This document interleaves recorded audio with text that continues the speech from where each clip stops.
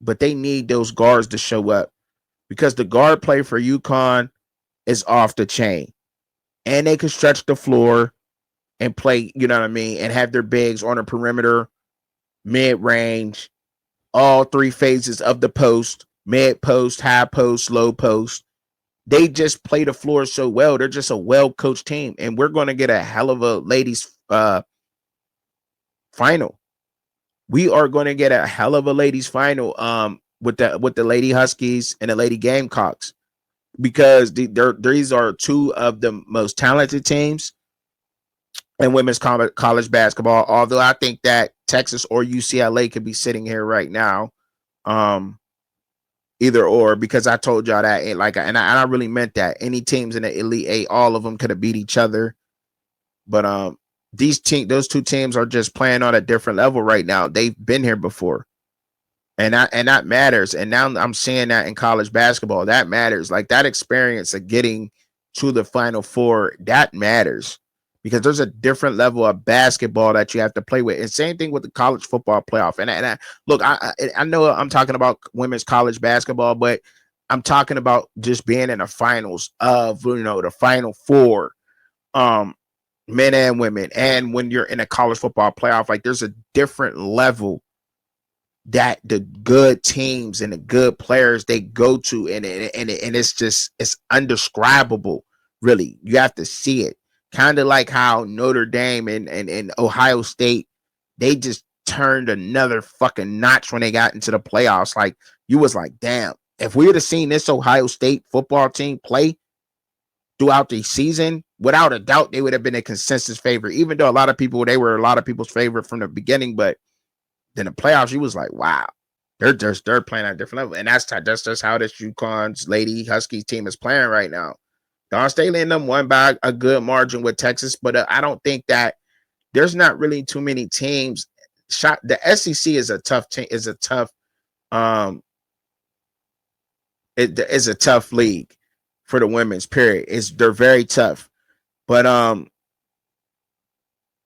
will say this, like, I don't think that there's too many teams that challenge Dawn Staley's team in the SEC. I mean, yeah, they make them work for it, but all in all, like they're just too damn talented. They're just out, you know what I mean? They just have so much more talent than the other teams in the SEC.